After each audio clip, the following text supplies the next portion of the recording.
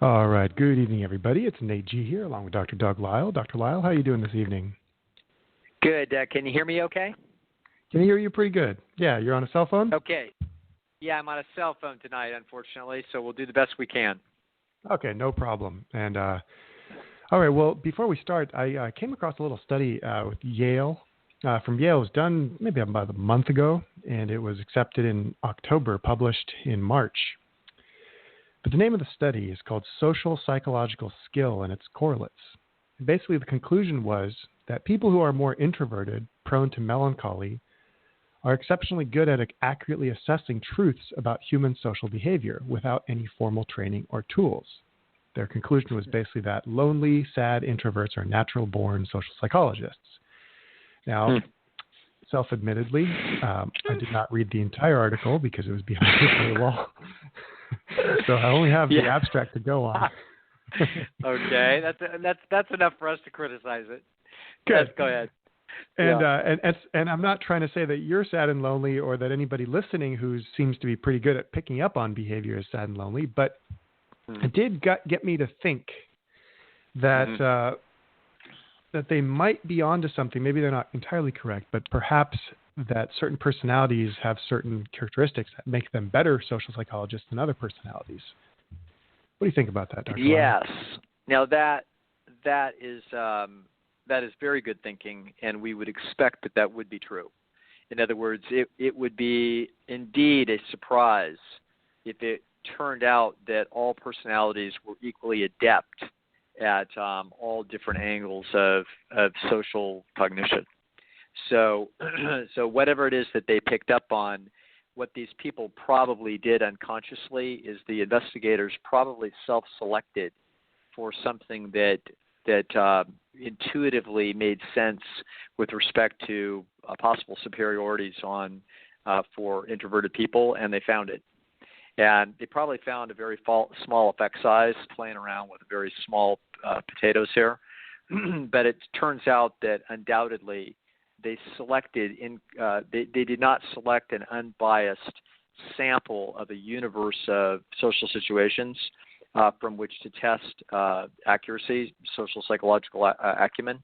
They instead tested some subset, which wound up with confirming their suspicion. And so I don't know that this is true. This is just my eyeball estimate.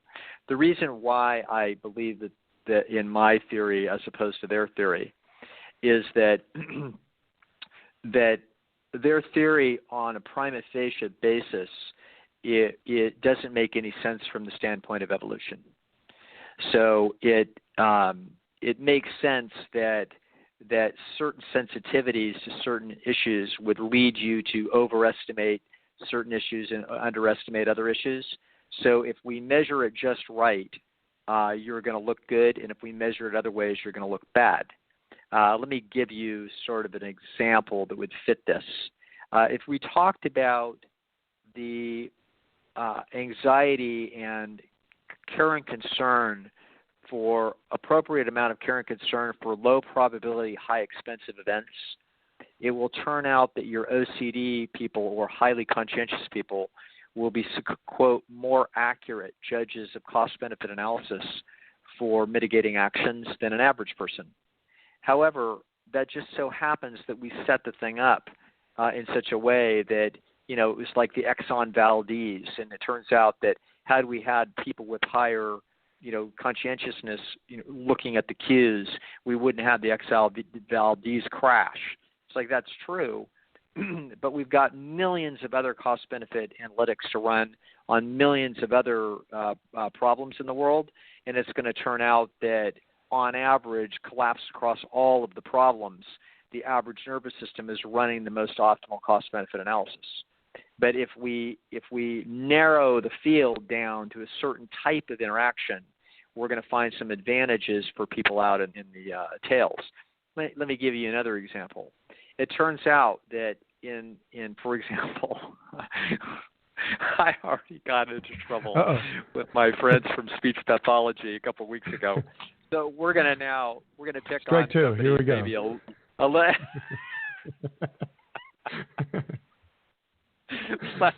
Let's go this time for Wait, a this is the good part old where I'm supposed to tried cut you through. off? My detection cues are terrible, so you'll have to guide me. That's right. All right. Well, I think we're going to go for used car salespeople. Okay.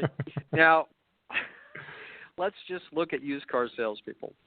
The used car salespeople, hopefully, I hope they have a lower degree of conscientiousness than the general population, and I hope this serves them very well. Okay. Now, so we're going to see that there are, that these nervous systems niche pick their way around, and the optimal nervous system is one that's going to be sitting in the middle. So the on average collapse across all normal variances of situations that human beings would ever find themselves in. So anybody thinking that introverts have some special powers of discernment when it comes to social psychological dynamics, that makes no sense to me whatsoever.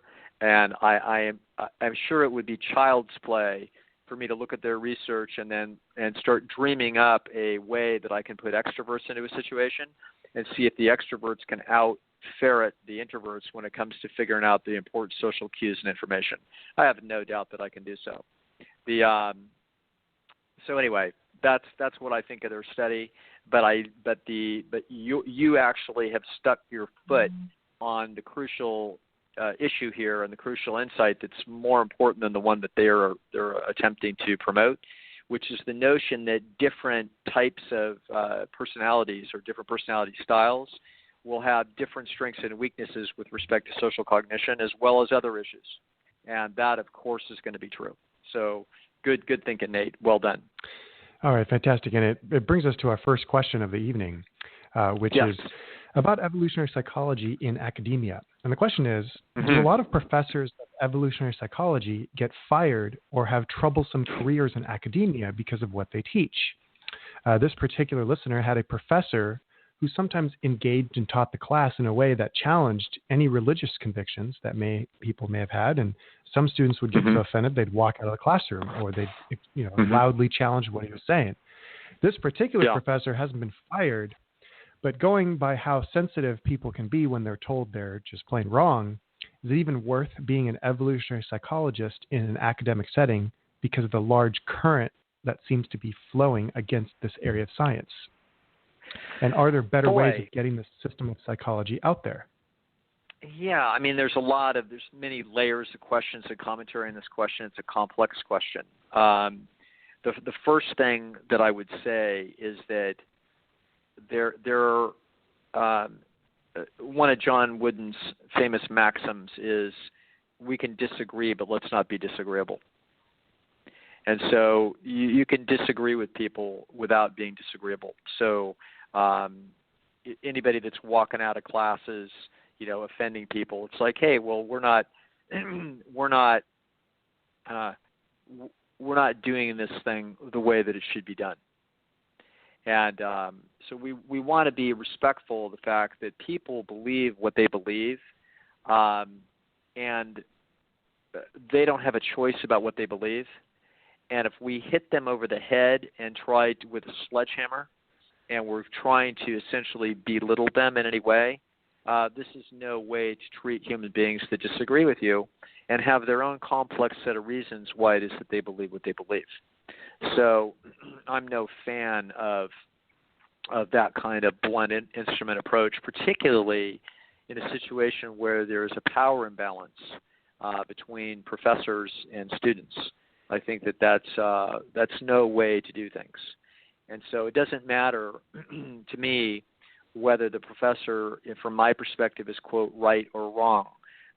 It's the improper way to approach the subject of learning and educating. And so I would hope that any professor using that kind of tactic, no matter how theoretically noble it would be, I would hope that they would feel the heat from the administration, because that's a disrespectful way of approaching disagreement. So that's the first thing I would say. Now, in terms of difficulty in academia behind these types of ideas in psychology, Difficulty, yes. I think that that's true, and I think that academia is not a place for free thinking and open inquiry. It turns out that that's not what has transpired in academia, not at this date, not at this juncture in history. And so, if you have ideas that actually stomp on an awful lot of people's cherished beliefs, you can better believe that there's going to be some rough headwinds. But you could survive. You have to disagree while not being disagreeable. And many evolutionary psychologists have thrived. Others have found controversy. And but most of them, I think, are dedicated enough scientifically that they have fought for their position and understood that they're fighting a dominant paradigm, and that this is a classic scientific revolution, and we can't expect it to be bloodless. We can expect that there's going to be some tenures blocked, and that there's going to be some jobs lost, and jobs not obtained that should have been behind this kind of thing. The good news is that we don't live in a land where people literally can't survive because they believe the wrong things. There's other ways to make a living, and if there weren't, and you weren't going to swallow the party line, maybe you shouldn't have put all your eggs in that basket. But if you've got a PhD in psychology and you've ever been in academia, you have options in this life. And one of those options is to actually find areas from within psychology that narrow down or reduce the amount of controversy, and you can contribute to science in a way that looks pretty antiseptic. And so that's certainly a way to do things. But all in all, the word of the day is esteem. And we if you're in trouble, we want to maintain the most positive possible esteem dynamic that you can. And that means signaling respect and esteem for others. And in doing so, you increase the odds that you will get some degree of latitude and respect sent back to you in kind. Fantastic. All right. Well, on the same topic, the question now is I guess this is a different listener, but I guess it's on the same topic Yeah. of how do we influence people? I mean, the question is just how influential is the media, the repeated information, the slogans people are exposed to, like because you deserve the best and, just do it, and all these advertisements. How do they work? Do they promote trust through familiarity or spontaneous recovery of craving? Do they actually increase consumption, or they just divert attention away from? Okay. So I guess the question is, how does advertising work, essentially?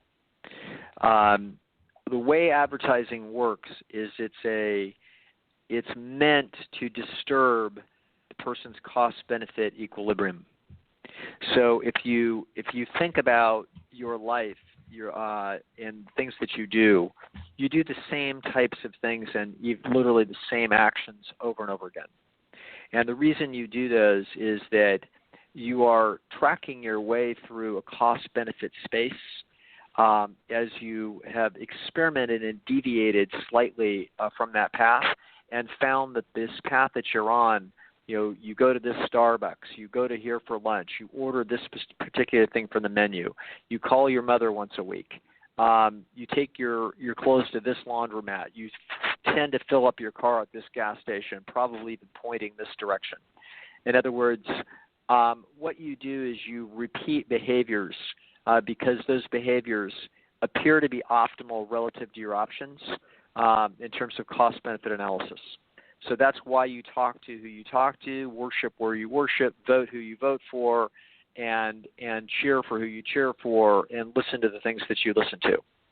So, and the reason you do that as your way instead of other people's way is that each individual is a unique, independent point of consciousness that has its own set of history and its own nervous system preset mechanisms that some people, I know a lady that I would like that if she liked to watch basketball, because I would like her to watch me play basketball because I'm pretty good, and then she would esteem me more. I would like for this to happen, but it won't happen for the simple reason that she cannot stand the squeaking of shoes on the floor. Okay? She just can't. Okay? It just troubles her nervous system terribly. And so I'm just totally out of luck here. Now, earplugs. So, that's it. That's it. So that's good. I'll suggest that.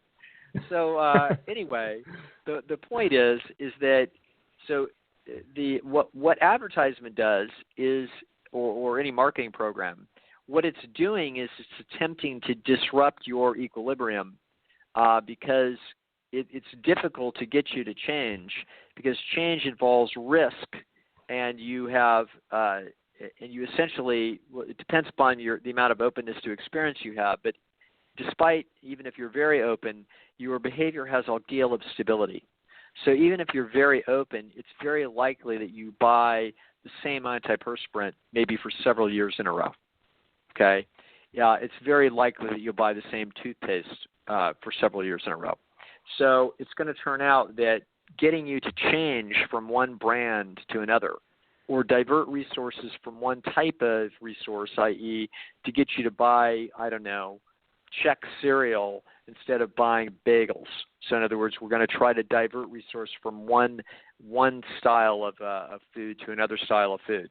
In order to do that, we have to change your assessment of the cost-benefit analysis. And so in doing so, what you're going to find is that what advertising is doing is it's attempting to either signal an advantage with respect to cost or an advantage with respect to benefit relative to the competition. And it's going to use devices to do this. For example, it's going to use imitation. So it's going to turn out that human beings watch other people make decisions, and then they will imitate them if those people look like they are particularly good models. And good models means people that are a little bit fancier than me. Younger, hipper, cooler, better looking, more sexually successful. That's who it is that we want to imitate. Okay? I didn't say they could be older than us if you were quite young yourself, but when you're old like me, we're looking for younger people. Okay. Is there like we a want to perfect be age? like the cool young people. What's that? Is there like an age where everything converges to, like a 30-year-old for female or 25-year-old for female? Or, sure. Just look at the Corona beer commercials. Then we'll see what it's all converging to. Okay. So anyway, there's imitation that's going on here, and the imitation is selling the concept that I've called the fish trick, which is the fact that humans and other animals are subject to imitation of what appear to be successful members of their species, and so that's what advertising is doing. So another aspect that this person mentioned, which is, do they activate cravings, etc.? Yes, they can, because the way your memory systems work, they can be reminding you of an experience that's very positive and that you haven't remembered for a while, and so therefore it just hasn't been up in the queue. And so by showing you a big pizza and showing you an attractive person taking a big square out of the pizza and taking a big bite out of it, that imitative mechanism activates a bunch of those memories, and therefore those memories have attached to them affective valences. So you will have a semblance of the experience of eating that pizza just by watching somebody do it. And so that will then increase your motivation to do that. So that's one way they do things. They also do things by, like I said, the fish trick, which is a method of garnering status for a choice based on the fact that high status individuals did this, and otherwise, sometimes directly by cost benefit, simply by telling you that the cost is lower or telling you that the benefits are higher. So I can't tell you for how many years as a kid, it got to be like a joke, but they kept doing it. It was tied Tide kept coming out every time you would hear new and improved. It's like, I can't believe this. I was hearing this when I was 3 years old, and I'm hearing it when I'm 23 years old. Like for 20 years, they'll keep telling me there's new and improved Tide. And then they started to do things to try to sell the idea that it was new and improved, but they put little speckles in it. And it was like, oh, well, now I must really get the stuff clean. But I mean, you start thinking, oh, there's a little more benefit in there, okay? So when you look at what advertising is, to understand it at its most fundamental root, it's designed to cause disturbance to the cost-benefit equilibrium, to try to tip you into taking a risk of thinking that it's going to be worth it to go outside of your comfort zone to go to their product or service, and they will use typical imitative mechanisms to do that, and that's how advertising works, more or less. Are there specific colors that are more pleasing to the eye, or color spectrums or color schemes that are more pleasing to the eye than others? Sure, you bet they are. And so those are being hammered out, pretty well these days by I think industrial psychology probably has worked out a lot of this stuff. But it's also, I mean, this is why on the internet there is so many analytics that go on towards whether the background should be blue and green or whether it should be this or that or the other. And, obviously most websites are just throwing spaghetti at the wall, but not all of them. Some of them are grinding this out, empirically and getting these color schemes just right. So one of the more interesting things that I found was that, I thought about doing this back in the day when I started my website. It's like, oh, forget it. I don't need to bother. But it turns out that if you show a picture of an attractive person, particularly like an attractive female, looking at a computer screen about to order that product, then you're like considerably more likely to order the product. So it's extraordinary. And so so she has to be looking at basically the same website you're looking at. And so she's clicking on, in other words, that imitative power is really striking. I don't know, like I read one thing that sales went up like 80% based on having that little slide included. So, yeah, imitation. And so where the world is going, by the way, it is obvious to me and anybody else that's even slightly aware, is that what advertisements used to be, and advertising agencies, they used to be these free-for-alls of these highly open, creative people that would bounce off the walls, and then they'd go and shoot baskets and eat popcorn, and they're just looking for some incredibly bizarre, creative, fantastic. That's like the dream of Madison Avenue. And that was how it was for a long time. Well, you can forget it now, because now it's all about algorithms. So now the big companies can grind out algorithms and literally make 1,000 market tests and know that actually the green should be 38% of the background and the blue should be 62 instead of the green being 41% and the blue 59. Okay, that's how they're going to do it. And so the creativity is actually considerably reduced, as we're going to wind up with very uniform, basic, repetitive processes that work. And the wild-eyed imagination is probably more or less a thing of the past. Why risk it? If your core is beer, what are you going to do? You're going to run very similar ads to how you're going to run them before, very similar ads to your competitors. You're going to be aiming at a specific market niche in a way that's not quite their market niche, and you're going to be selling a certain cost-benefit analysis.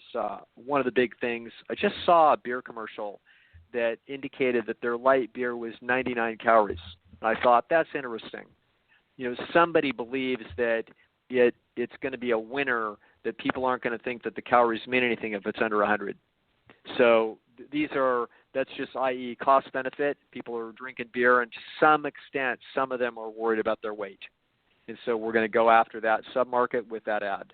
So now we know. I've talked more than I wanted to about this, but the bottom line is now you understand advertising, marketing, et cetera. That's what it is. It's all aimed at the machinery of the human mind. That's what it is.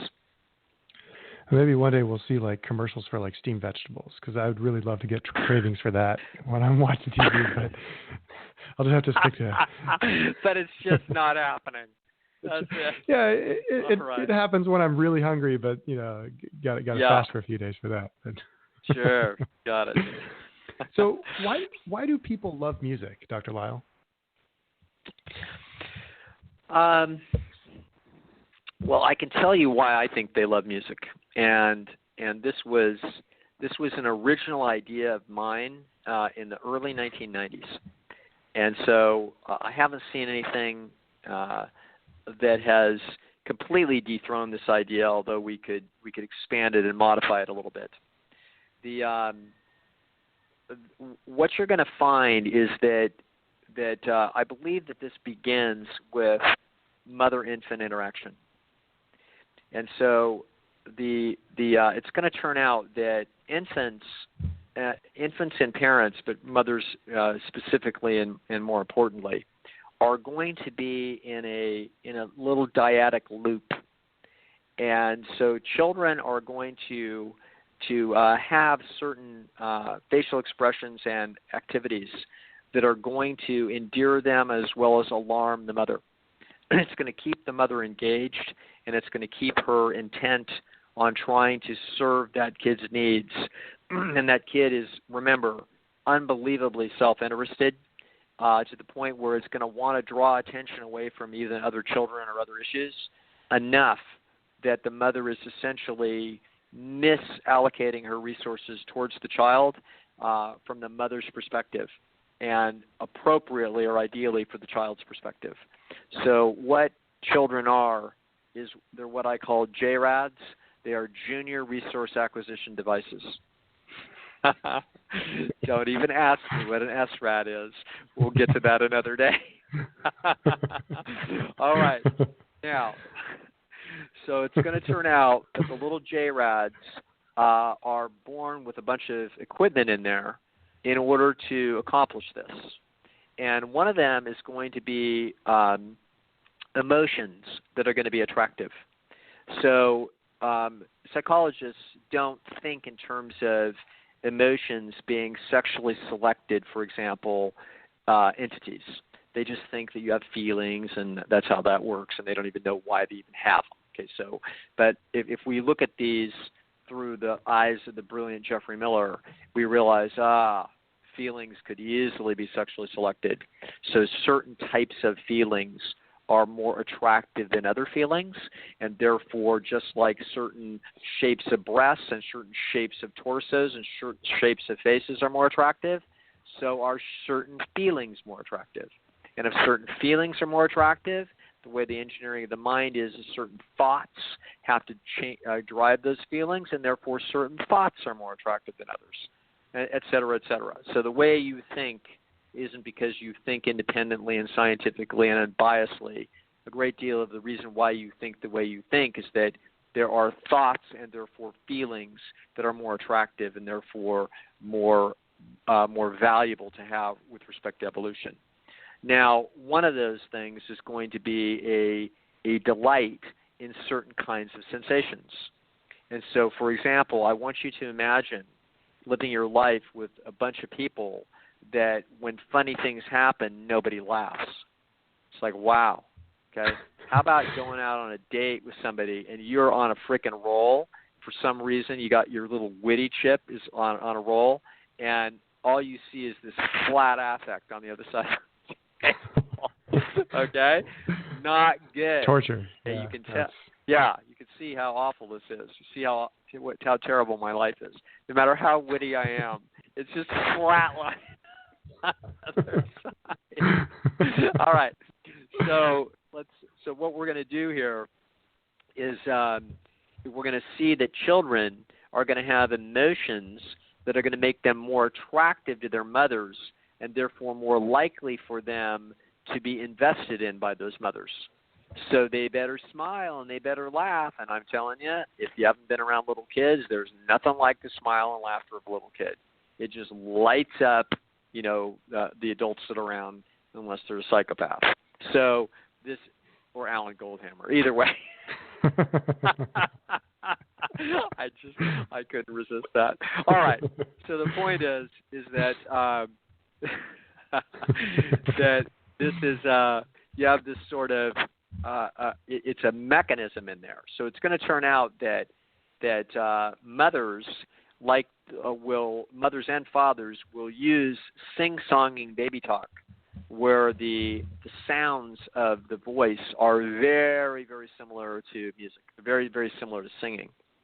And so all parents basically do this. So even parents that have sworn up and down that they don't do baby talk to their kids because they want them to be adults, they want them to be mature, and they want them to learn faster, and they saw it in the Baby Einstein book to not do baby talk to your kids, well, guess what? They all baby talk to their kids.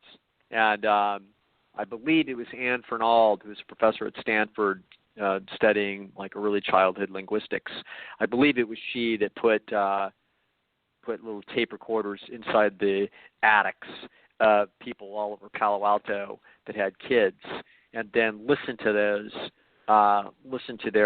verbalizations to their infants. And it turned out that no matter what they said, all of them were talking baby talk to their kids.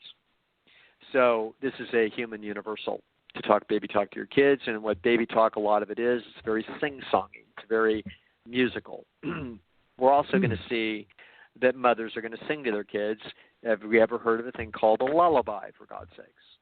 Okay?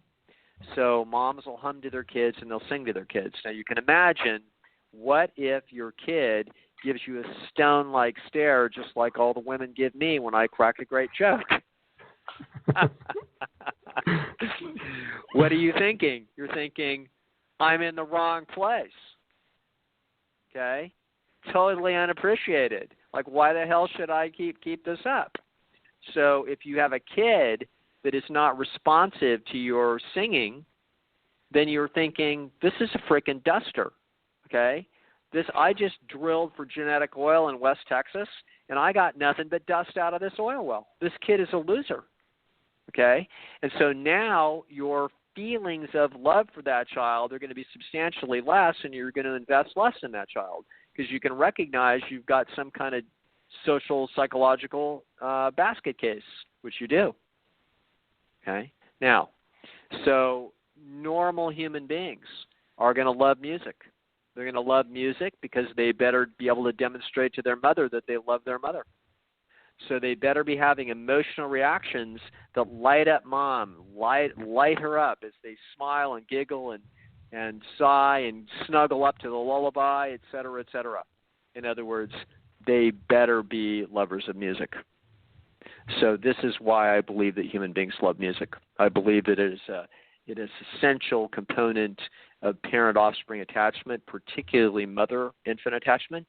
And I think it then later, carries on and morphs and probably got from what was originally probably a survival selection, a natural selection variance. It probably then became a sexually selected variance. You see that it isn't just mom singing, but it's also then people like jazzy, or people clap their hands. People make these noises. You don't have to learn how to do this. People also raise their arms in triumph in the same kind of symbol that we use for a touchdown or a three-point shot in basketball. This is a signal of victory. These are there's natural sounds and natural movements, et cetera, of excitement. And, when you see some music that is in a major key with a particular cadence, people love to get up and dance. So these are probably may very well be sexually selected characteristics. In other words, think about the guy who sits there with the Beatles jamming on "I Want to Hold Your Hand" and is just sitting there and doesn't feel like dancing at all. It's like, well, guess what? Not going to get laid anytime soon. Not with that attitude. But where the guy that's dancing is indicating some normal emotional variance and resonance to that stimulation, and therefore that is more attractive. So, yeah, I think it is both. I think humans' love of music has both been a survival selection as well as sexual selection. and that's why it's such a big deal for humans. That's just fascinating. I was having a discussion with my dad about music a couple of weeks ago, and we were trying to figure out if there's certain personality characteristics or IQ points that prefer certain types of music to others.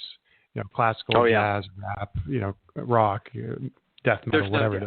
There's no doubt. The big five is and plus IQ is definitely correlated to musical taste. There's no doubt about it. So people that are more open to experience are much more interested in experimental music, stuff that's weird, stuff that I couldn't stand. People that are more disagreeable are going to be more interested in screaming, completely cacophonous rock, heavy metal, etc. So you're going, not that any of my preferences are being leaked out. So the point is that this is what you're going to see. And so people that are going to be more conventional are still going to be listening to Lawrence Welk if you're on the left-hand side of the equation. Not that you know who that is, Nate. I wasn't going to ask. But yeah, don't ask, okay? But the point is that, yes, your musical preferences are definitely correlated to the big five. That is accurate. Yeah, that's why, incidentally, that's why they wind up being a useful screening tool for people looking for partners. Okay, people's discussions of their musical preferences is actually a pretty good facsimile for a big five screening. Okay. Classical music. What are some of the big fives or country music? Just if we can get specific. Country music is going to be less open. It's going to be typically it may be lower in intelligence because the themes are pretty simple. Depending upon the country music, it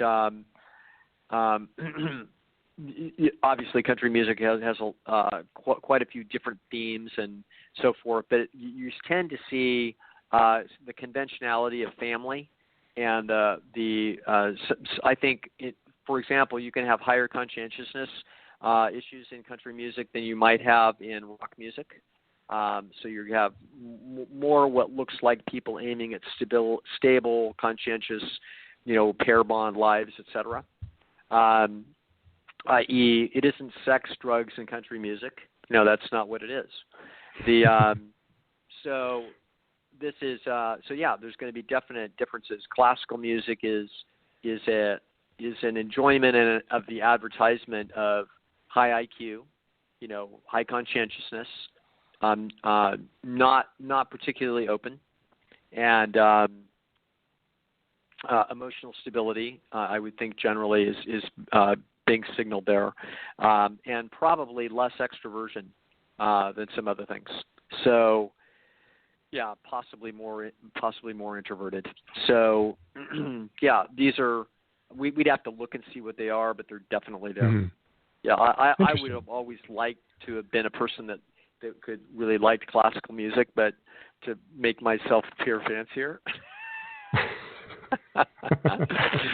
Sorry about that. I just can't get away with it. But my tastes run fairly conventional. What's that?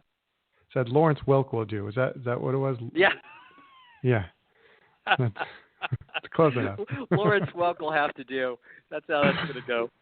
Oh my God! Yeah, when I was when I was in college, I really I kind of bounced around between different tastes of music. After classical rock, I tried a little bit of the heavier metals like Metallica, Megadeth, Pantera, things like that.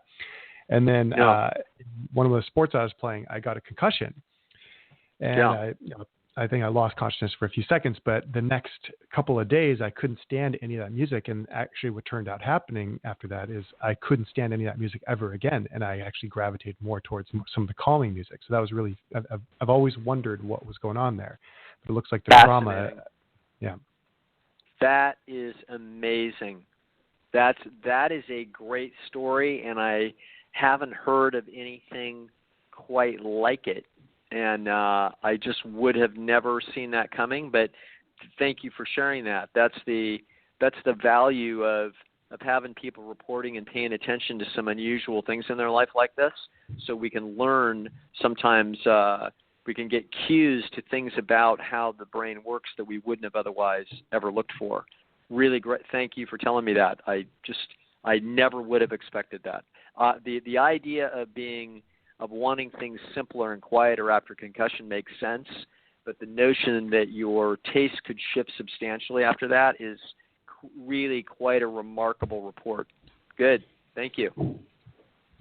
Yeah, maybe one day a PhD or grad student can tease out with more control what that exactly is. Okay, that could be about very good. All right. Yeah. Maybe one more question. Yeah, we got one more question. I think. What are the esteem dynamics of a leader or of leadership, and also what do the big 5 personality traits plus intelligence look like for successful leaders?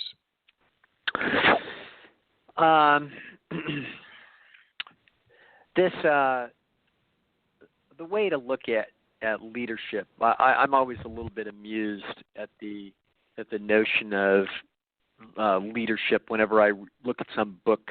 This is the cues for leadership. Let's everybody run out and buy it, and then let's somehow cultivate this or something.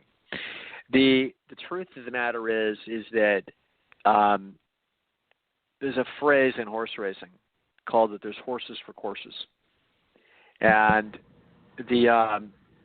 this is absolutely the truth about leadership. So, you've got people that lead differently because the demands of the situation are entirely different. Who they're leading is different. The stakes are different, et cetera, et cetera. And so, there's Patton, and then there's Steve Jobs, and there's Nelson Mandela, and there's Vince Lombardi, and there's John Wooden.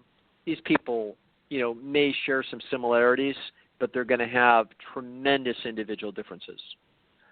And so to say that there's a profile for leaders would be a mistake. There's going to be certain characteristics that will certainly run through leadership that make sense, that would be useful. In other words, first of all, intelligence is going to be a very, very important and coveted characteristic in leadership, simply because the job here is to calculate all kinds of variables and to try to come up with the best solution path towards whatever the group's goals are.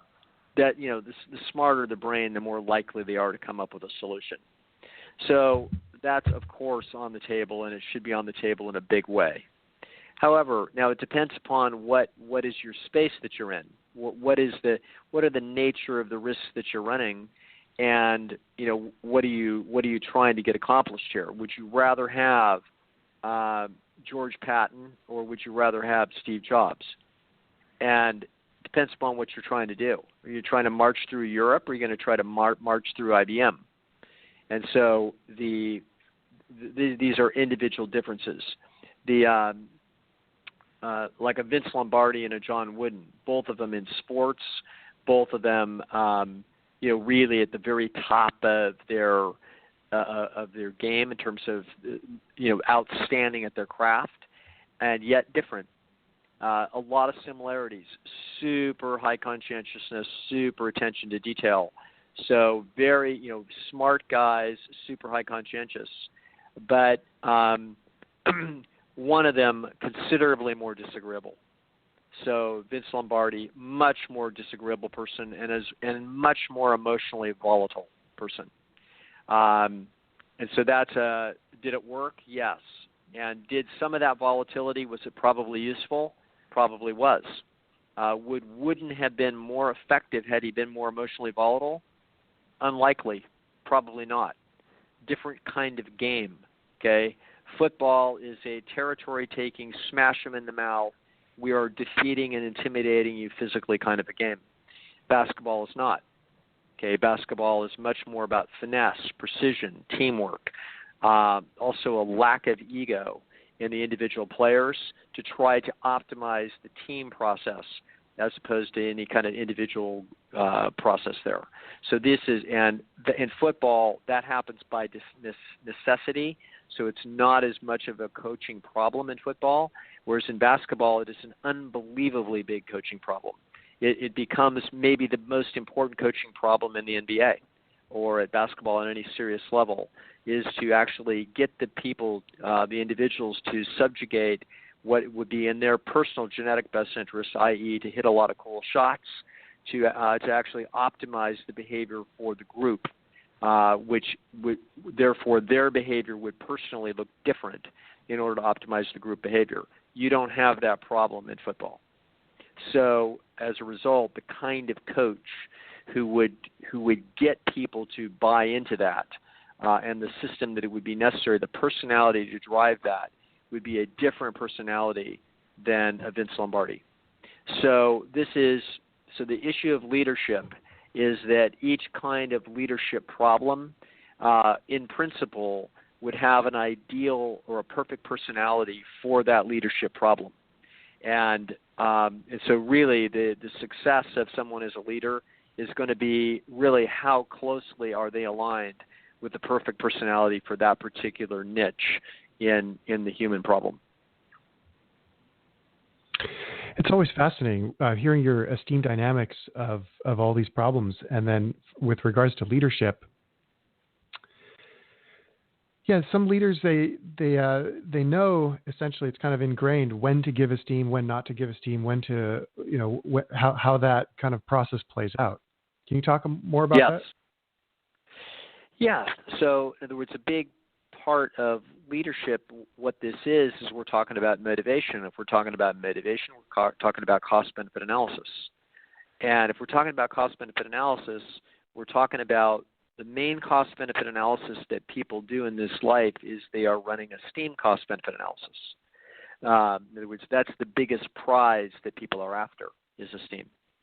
And so people's motivations are a competition of alternative courses of action that they have, like motivation strategy number 1, number 2, number 3, number 4. So let's look at what these could be. One of them could be, I'm going to stay 6 hours late after work tonight because I want this report to shine, because I want the boss to be overwhelmed, because I want him to say something in open group about how great I am and what an incredible thing I did, because I want to make sure that I get a promotion, because. See what I'm saying? So that would be one course of action. The next course of action would be, I'm going to stay 2 hours late to make sure that I look good enough, okay? Because I just want to make sure that I keep my job and I keep the options open for promotion later, but it's probably too early to worry about it. But I want to make sure that I don't embarrass myself, et cetera. So option number 3 is, I'm going to do the minimum. Like, what do I really care about? I think I'm going to keep my job. The odds are that I will. And it turns out that, there was a good-looking girl in the bar down there last 3 nights. I'm going to go down there and see if she's there today. Okay. So in other words, every individual is running their own individual cost-benefit analysis, and the leadership is to try to get those individuals to put out more energy, in order for the whole group dynamic to be as effective as possible. And how are we going to do that? It's going to be tricky.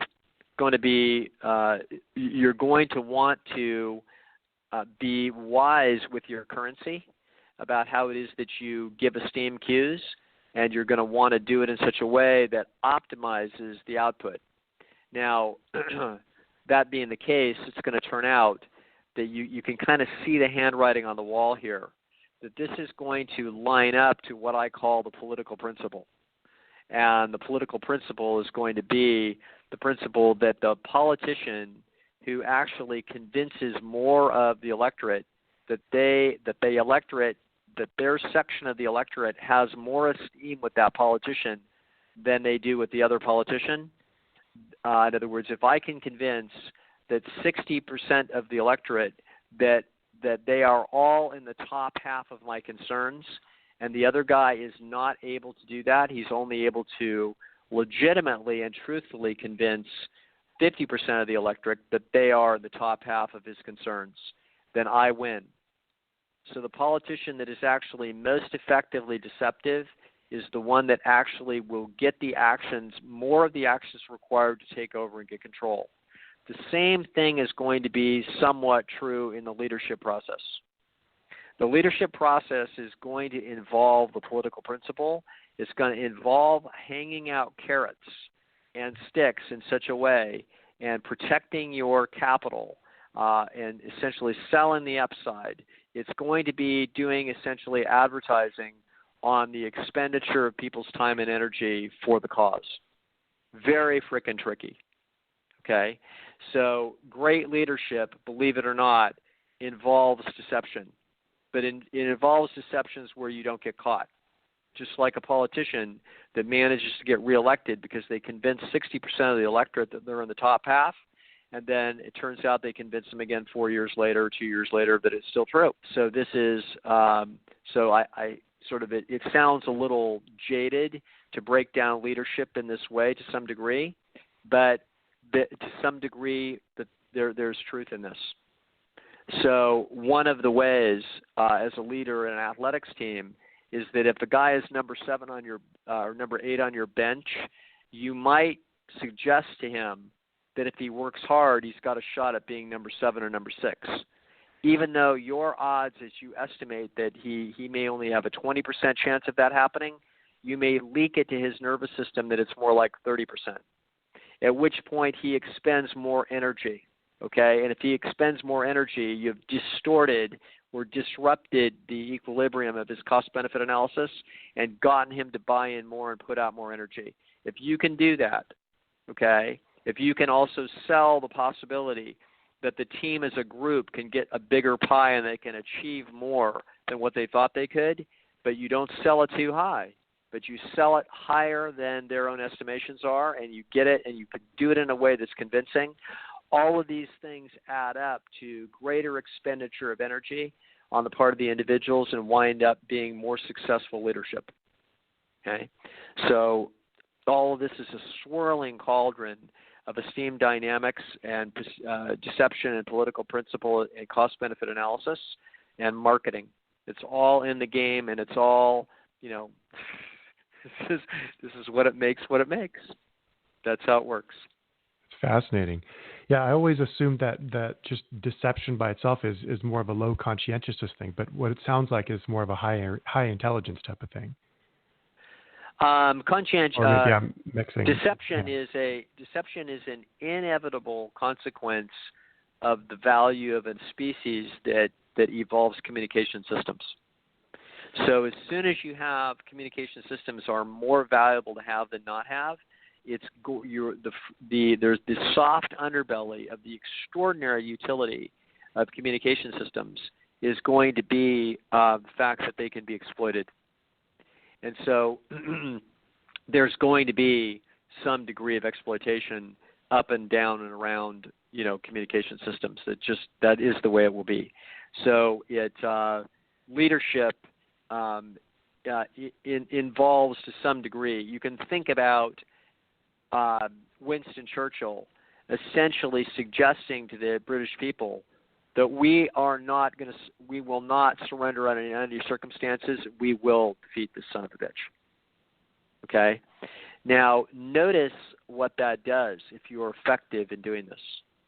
And that is that you will get more energy being outputted by those individuals than if you tell them, well, the way things look now is it looks like we got about a 25% chance of not having to fold our cards and come into the Third Reich. What would happen then? Okay, what if we had an honest accounting of that system?